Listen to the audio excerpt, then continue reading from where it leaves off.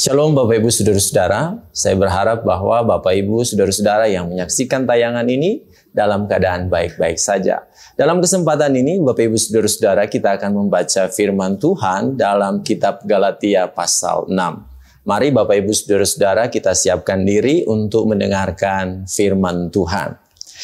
Dalam Galatia pasal 6 ayat 1 hingga ayatnya yang ke-18, firman Tuhan berkata demikian.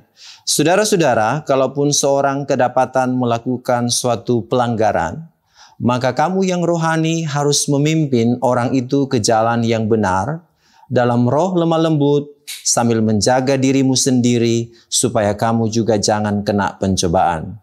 Bertolong-tolonglah menanggung bebanmu, demikianlah kamu memenuhi hukum Kristus. Sebab kalau seorang menyangka bahwa ia berarti, padahal ia sama sekali tidak berarti, ia menipu dirinya sendiri. Baiklah, tiap-tiap orang menguji pekerjaannya sendiri, maka ia boleh bermegah, melihat keadaannya sendiri dan bukan melihat keadaan orang lain. Sebab tiap-tiap orang akan memikul tanggungannya sendiri.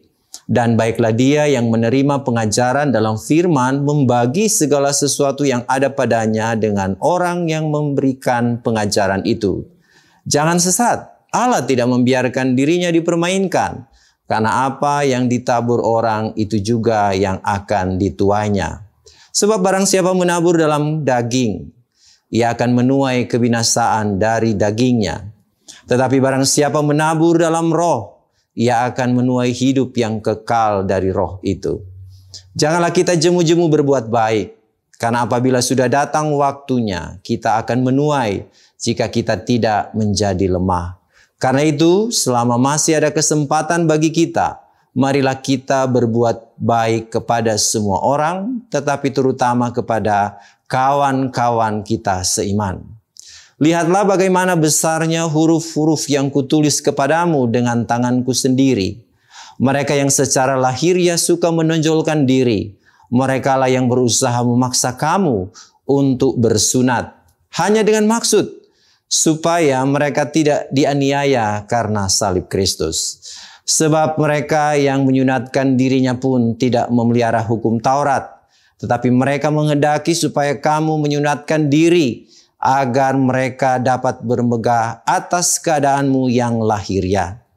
Tetapi aku sekali-kali tidak mau bermegah, selain dalam salib Tuhan kita Yesus Kristus. Sebab olehnya dunia telah disalibkan bagiku dan aku bagi dunia. Sebab bersunat atau tidak bersunat tidak ada artinya, tetapi menjadi ciptaan baru itulah yang ada artinya. Dan semua orang yang memberi dirinya dipimpin oleh patokan ini, turunlah kiranya damai sejahtera dan rahmat atas mereka dan atas Israel milik Allah. Selanjutnya, janganlah ada orang yang menyusahkan aku, karena pada tubuhku ada tanda-tanda milik Yesus. Kasih karunia Tuhan kita Yesus Kristus menyertai roh kamu, saudara-saudara. Amin. Bapak Ibu Saudara-saudaraku yang dikasihi Tuhan, demikianlah pembacaan firman Tuhan. Alkitab katakan, yang berbahagia ialah mereka yang mendengarkan firman Tuhan dan yang memeliharanya dalam kehidupannya. Dalam kesempatan ini Bapak Ibu Saudara-saudara, kita akan merenungkan satu tema yang berjudul janganlah kita jemu-jemu berbuat baik. Tentu tema ini diangkat dari salah satu ayat dari bacaan Alkitab kita, yaitu dalam ayatnya yang ke-9. Janganlah kita jemu-jemu berbuat baik. Saudara-saudara, ketika mendengar atau membaca tema khotbah kita saat ini tentang berbuat baik, mungkin akan muncul di benak pikiran kita, apakah tema ini masih relevan untuk kita bahas? Saat dimana dunia sering mempertontonkan kejahatan, saat dimana media massa selalu memberitakan tentang kejadian kejahatan dan tindakan kriminalitas. Seolah-olah saudara-saudaraku kasih semakin dingin, sehingga bagi kita mungkin dunia ini sudah banyak dipenuhi oleh orang jahat daripada orang baik. Sehingga kita juga akan berpikir, masih adakah orang baik di dunia ini? Ataupun kalau dia masih ada, mungkin tinggal sedikit. Seperti mungkin hewan atau binatang dinosaurus yang oleh waktu dia kemudian jadi punah. Akankah demikian orang-orang baik di dunia ini? Oleh waktu mereka akan punah. Saudara-saudaraku, ada orang yang berkata bahwa menjadi orang baik atau berbuat baik di zaman sekarang ini adalah pilihan kebodohan. Hanya orang-orang bodohlah yang mau jadi baik di tengah dunia yang semakin jahat. Sehingga pada akhirnya ada orang yang kemudian berhenti berbuat baik karena dia memiliki pengalaman yang buruk dalam hidupnya terkait perbuatan baik yang ia lakukan. Sebab terkadang saudara-saudaraku bahwa kebaikan yang kita lakukan tidak serta-merta berbanding kebaikan yang kita akan terima dari orang yang merasakan kebaikan yang kita berikan. Banyak yang kita saksikan saudara-saudaraku di dunia ini, ada orang-orang baik yang kemudian disingkirkan. Saya pernah mendengar sebuah cerita saudara-saudara atau sebuah pengalaman yang disampaikan oleh anggota jemaat ketika dia kemudian diterima di satu perusahaan. Dia masih baru di situ dengan jabatan yang baru pula. Lalu kemudian dia berada di tengah lingkungan yang kemudian bagi dia adalah lingkungan yang jahat. Saat kemudian dia mau menegakkan kebenaran di kantor di mana dia bekerja, karena kebaikan yang ada di dalam hatinya, dia melihat ada orang-orang yang kemudian mengutak-atik angka untuk memanipulasi data. Bagi dia ini sesuatu yang menggelisahkan hatinya. Sebagai orang baik dia ingin meluruskannya. Tapi apa yang terjadi saudara? Ketika dia mengungkapkan kebenaran itu, dia malah kemudian dipecat dari perusahaan di mana dia bekerja. Sehingga dia berkata, guna apa menjadi orang baik kalau pada akhirnya orang jahat yang lebih dihargai? Saudara-saudara, mungkinkah pengalaman itu jadi pengalaman kita? Sebab pada akhirnya ada orang yang enggan berbuat baik karena dia merasa perbuatan baik itu sia-sia. Nah, menarik saudara-saudaraku yang terkasih, bacaan kita di saat ini yang menceritakan tentang bagaimana pengalaman hidup atau orang-orang Kristen yang ada di jemaat Galatia. Rasul Paulus, saudara-saudaraku, menulis surat ini dengan menyapa orang-orang yang ada di Galatia seperti dalam pasalnya yang ketiga dengan sebutan orang-orang bodoh. Apa maksudnya saudara-saudaraku? Kalau di bagian Alkitab yang lain, Paulus selalu memuji jemaat tentang bagaimana iman mereka, bagaimana kasih mereka. Tapi dalam surat Galatia, saudara-saudaraku, dalam pasal 3 di situ, Rasul Paulus menyebut jemaat di Galatia sebagai orang bodoh. Kenapa dia menyebut jemaat Galatia sebagai orang yang bodoh? Karena ini menunjukkan kekesalan, kekecewaan, bahkan mungkin kemarahan Rasul Paulus ketika kemudian orang-orang Kristen yang ada di Galatia begitu cepat berbalik dari keyakinan mereka kepada Yesus Kristus. Ada sekelompok orang yang kemudian tidak senang dengan Rasul Paulus, menyebar provokasi dengan mengatakan Rasul Paulus itu bukan rasul. Saudara, ibarat orang yang kemudian dituduh menggunakan ijazah palsu. Ketika kemudian benar bahwa itu terbukti betul bahwa orang itu menggunakan ijazah palsu, saudara, maka apa yang orang itu akan katakan pasti tidak akan dipercaya. Seperti saya mungkin. Lalu ada orang mengatakan, oh pendeta yang berkhotbah itu ijazahnya palsu. Dia pakai untuk melamar di gereja, untuk menjadi seorang pendeta pakai ijazah yang tidak benar. Dengan demikian, kalau itu terbukti, maka apa yang saya katakan tidak akan dipercaya orang. Nah, demikian juga yang dialami Rasul Paulus. Dia diserang soal status kerasulannya. Karena kalau orang akan percaya bahwa dia bukan rasul, maka ini akan berdampak pada pengajaran yang Rasul Paulus sampaikan. Sehingga dalam pasal-pasal sebelumnya, Rasul Paulus mengklarifikasi bahwa kerasulannya itu sudah diakui oleh para rasul yang lain. Demikian juga saudara-saudaraku ketika orang-orang atau jemaat yang ada di Galatia disebarkan dengan pemahaman-pemahaman yang membuat mereka ragu pada keyakinan mereka. Karena kita tahu bersama saudaraku bahwa jemaat Galatia ini terdiri dari orang-orang yang berlatar belakang Yahudi dan non-Yahudi. Ada kelompok yang menekankan bahwa keselamatan itu belum lengkap kalau tidak melakukan hukum Taurat. Bagi mereka bagaimana orang-orang non-Yahudi dapat memahami kehendak Allah kalau mereka tidak melakukan hukum Taurat.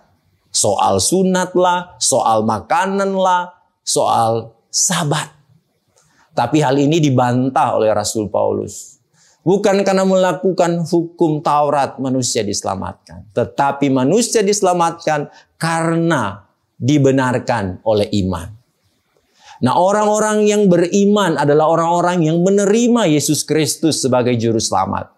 Dan Rasul Paulus mengatakan, orang-orang yang menerima Sang Mesias itu adalah orang-orang yang dipimpin oleh Roh Kudus.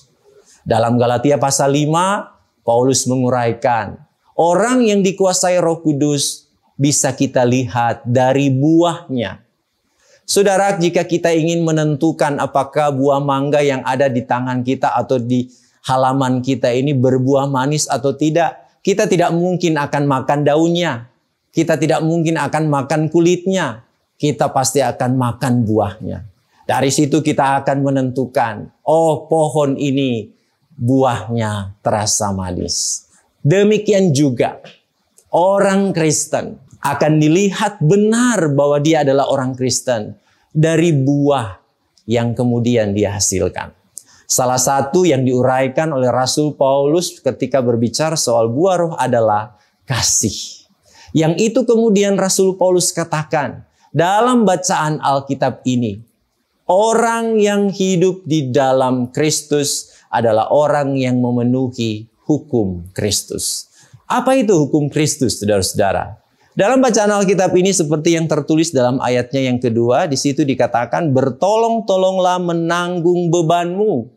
Demikianlah kamu memenuhi hukum Kristus. Jadi di sini saudara-saudaraku, hukum Kristus itu adalah hukum kasih. Yang itu adalah intisari juga dari hukum Taurat. Saat manusia mengasihi Allah dan manusia mengasihi sesamanya. Jemaat Galatia berada pada situasi yang kemudian mereka saling curiga, mengejek. Yang dibahasakan dalam bacaan Alkitab ini seperti dalam pasalnya yang kelima, ayatnya yang ke-15. Saling menggigit, menelan, membinasakan. Dan dalam pasal 5 ayat 26 di situ dikatakan mereka saling mendengki. Ini jadi potensi perpecahan di jemaat. Sehingga pada akhirnya karena jemaat hidup saling mendengki, saling curiga satu dengan yang lain, membuat orang tidak mau berbuat baik lagi.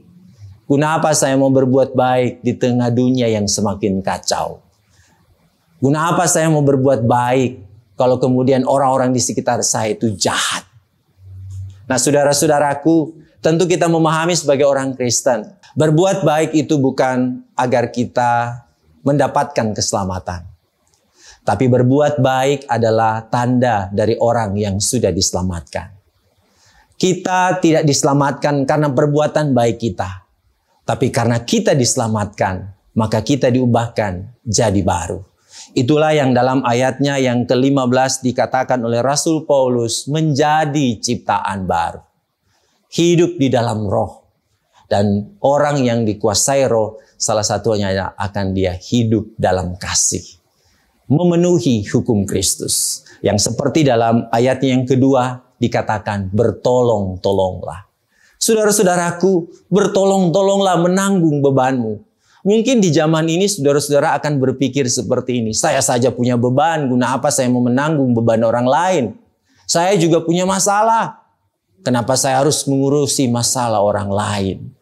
Sehingga pada akhirnya kita berpikir, enaknya dia, ruginya saya. Masa bebannya ditimpahkan kepada saya? Nah, saudara-saudaraku, dalam bagian Alkitab ini, untuk hidup sebagai orang Kristen, kita harus hidup sesuai hukum Kristus. Yaitu bertolong-tolonglah.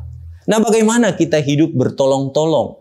Nah, dalam ayat 1, saudara-saudaraku, menarik jika kita perhatikan. Di situ Alkitab mencatat demikian. Saudara-saudara, kalaupun seorang kedapatan melakukan suatu pelanggaran, maka kamu yang rohani harus memimpin orang itu ke jalan yang benar. Jika kedapatan ada orang yang melakukan pelanggaran, maka kamu yang dewasa imannya, yang kuat imannya, menolong orang itu supaya dia menemukan jalan kebenaran. Jadi menarik kita perhatikan di sini adalah Salah satu cara kita untuk bisa bertolong-tolongan satu dengan yang lain adalah membantu orang yang jatuh dalam pelanggaran supaya dia kembali ke jalan yang benar. Bagaimana dengan kita, Bapak Ibu Saudara-saudara, ketika melihat orang jatuh dalam kesalahan? Ada begitu banyak orang sekarang lebih senang melihat orang susah dan susah melihat orang senang. Rasanya saudara-saudaraku, hidupnya akan terganggu ketika melihat orang itu dalam keadaan baik. Dan ketika orang itu jatuh, saudara-saudaraku, wah betapa senangnya dia melihat ada orang yang jatuh atau tertimpa musibah, tertimpa masalah. Dalam bagian Alkitab ini kita diajak dalam rangka memenuhi hukum Kristus. Kita menuntun dia, memimpin dia. Ibarat seperti dokter yang merawat sehingga orang yang dirawat itu sembuh, kesehatannya dipulihkan. Demikianlah tanggung jawab kita sebagai orang Kristen. Melihat orang yang jatuh dalam pelanggaran, bukan kita menghakiminya, tapi kita punya tanggung jawab untuk apa? Memberikan pertolongan kepadanya agar dia menemukan kebenaran. Selanjutnya, saudara-saudaraku, dari bacaan Alkitab ini kita juga diajar untuk apa? Jangan sombong. Mari kita perhatikan apa yang Rasul Paulus katakan dalam ayatnya yang ketiga. Sebab kalau seorang menyangka bahwa ia berarti padahal ia sama sekali tidak berarti, ia menipu dirinya sendiri. Dalam kaitan menuntun orang menemukan jalan kebenaran, saudara, jangan menganggap diri kita lah yang paling kuat. Karena kita menganggap kita sudah memiliki iman yang kuat, akhirnya kita jadi sombong. Saudara, paling banyak orang jatuh karena kesombongan rohaninya, saudara. Dan ini yang menjadi tanda awas. Sebab pada akhirnya kita bisa juga jatuh dalam lubang yang sama seperti orang lain juga rasakan. Sehingga dalam bagian Alkitab ini orang yang berbuat baik pasti tidak akan sombong. Sebab kesombongan itu akan menutup pintu hatinya untuk melihat orang lain. Orang sombong itu dia akan berpikir dialah yang paling benar. Seharusnya saudara-saudaraku, semakin tinggi rohani seseorang, semakin dia rendah hati. Bukan sebaliknya, semakin tinggi iman seseorang atau rohani seseorang, semakin dia tinggi hati. Ini terbalik, saudara. Bagian Alkitab ini mengajarkan kepada kita seperti memberi tanda awas bahwa ketika kita mau menuntun orang di dalam kesalahan yang dia perbuat, kita juga harus mawas diri. Selanjutnya juga saudara-saudaraku, dari bacaan Alkitab ini kita diingatkan untuk apa? Dalam ayatnya yang ke-9, janganlah kita jemu-jemu berbuat baik. Apa yang bisa kita artikan, saudaraku, dari kata janganlah kita jemu-jemu berbuat baik? Ini berarti merasa bosan, merasa lelah, merasa capek untuk berbuat baik. Ada begitu banyak orang, saudara-saudaraku, karena dia mengalami pengalaman yang mengecewakan terkait apa yang dia lakukan di dunia ini, akhirnya dia berhenti jadi orang baik dan menjadi pribadi yang jahat. Dalam kaitan bacaan Alkitab ini kita diajak untuk janganlah kita jemu-jemu berbuat baik. Sebab apa? Ada kaitannya seperti dalam ayatnya yang ke-10.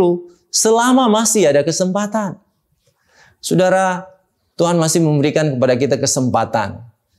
Dan begitu banyak kesempatan yang sebenarnya Tuhan anugerahkan bagi kita untuk bisa berbuat baik. Ada keluarga kita yang harus kita sayangi. Ada sahabat-sahabat kita yang kemudian harus kita perhatikan. Merekalah orang-orang yang Tuhan tempatkan di sekeliling kita agar kita bisa mengasihi mereka. Itulah kesempatan yang Tuhan anugerahkan bagi kita untuk bisa berbuat baik kepada mereka. Dan jemaat dan saudara-saudaraku yang dikasihi dan diberkati oleh Tuhan. Memang menjadi orang baik sangatlah sulit. Menjadi orang baik kita bisa kecewa. Menjadi orang baik kita bisa terluka. Sebab apa, saudara? Di dalam diri orang baik, pikirannya hanya mau berbuat baik, bukan berbuat jahat. Ada dalam hidup ini, saudara-saudaraku, orang berbuat baik tapi balasannya jahat. Sehingga ada orang berpikir, lalu bagaimana dengan prinsip tabur tuai? Saya sudah berbuat baik, tapi yang saya tuai adalah kejahatan. Jangan kecewa, saudara. Walaupun mungkin kita tidak menerima kebaikan dari orang yang kita perlakukan baik, tapi kita pernah merasakan kebaikan dari orang-orang yang tidak kita kenal. Itulah balasan yang Tuhan izinkan kita terima ketika kita melakukan kebaikan. Ketika kita melakukan kebaikan, ada orang-orang yang Tuhan utus, ada orang-orang yang Tuhan kirim untuk membalas perbuatan baik kita. Ataupun kalaupun tidak ada orang, pasti Tuhan memperhatikan. Sebab dalam bacaan Alkitab ini disinggung soal apa? Tabur tuai.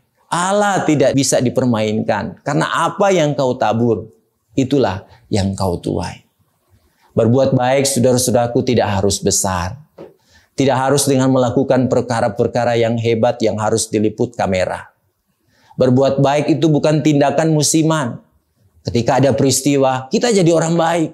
Perbuatan baik itu harus dan selalu kita lakukan. Sebab apa? Kita adalah pengikut Kristus. Roh Tuhan ada pada kita. Dan Roh Tuhan itu yang menuntun kita untuk mengerjakan kebaikan di dalam kehidupan kita. Ada orang yang berkata, kebaikan itu adalah bahasa yang bisa dipahami oleh orang bisu. Sesuatu yang bisa dilihat oleh orang buta. Dan sesuatu yang kemudian bisa dirasakan oleh semua orang. Jadi kebaikan itu bahasa universal. Semua agama mengajarkan tentang kebaikan. Dan seringkali kekristenan juga dikaitkan dengan kebaikan. Saudara-saudaraku yang terkasih dalam Tuhan. Walaupun berbuat baik itu bisa menyusahkan dan menyedihkan. Tetapi di dalam diri orang baik, dia tidak akan pernah berhenti untuk berbuat baik. Sebab apa? Dia adalah orang-orang yang mengasihi Tuhan.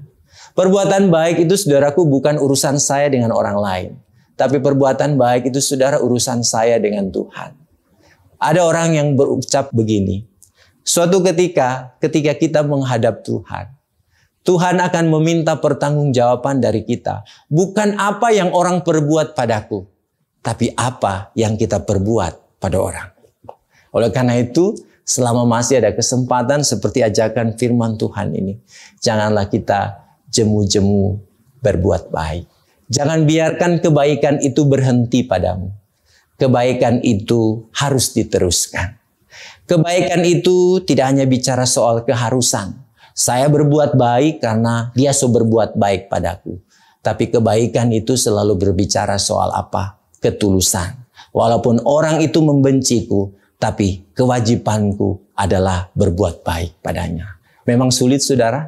Memang ini tidak mudah. Tapi dalam rangka kita memenuhi hukum Kristus, kita harus melakukannya. Dan orang baik itu, saudara-saudara, adalah saya dan saudara-saudara yang menyaksikan renungan ini. Biarlah Roh Kudus memakai khotbah kita di saat ini sebagai suara Tuhan yang mengingatkan kepada kita. Mungkin kita sudah mulai berpikir, kalau orang jahat lebih diterima di dunia ini, saya mau jadi orang jahat saja. Maka saat ini berhentilah berbuat jahat, tapi tetap teruslah berbuat baik. Kebaikan itu harus tetap tersebar. Walaupun mungkin di dunia ini tinggal kau sendiri orang yang berbuat baik, tapi tetap lakukanlah. Biarlah itu menjadi sebuah cahaya yang kemudian menyinari kegelapan dunia. Perbuatan baik itu bisa kita lakukan kapan saja. Paku yang kemudian kita lihat di tengah jalan, jika kita biarkan, saudara, itu bisa mencelakakan orang lain. Tapi karena kita baik, paku yang sekecil itu kita ambil dan kita letakkan di tempat yang aman, bisa menyelamatkan pejalan kaki. Segelas air memang jika dibandingkan dengan minuman mewah di hotel-hotel, tidak ada bandingnya. Tapi itu bisa menjadi sebuah spirit kebaikan bagi mereka yang kemudian kehausan. Di tengah hujan, kita ingin kemudian melanjutkan perjalanan. Tiba-tiba ada orang yang membawa payung agar kita bisa berteduh dan kemudian melanjutkan perjalanan. Itu adalah juga sebuah tindakan kebaikan.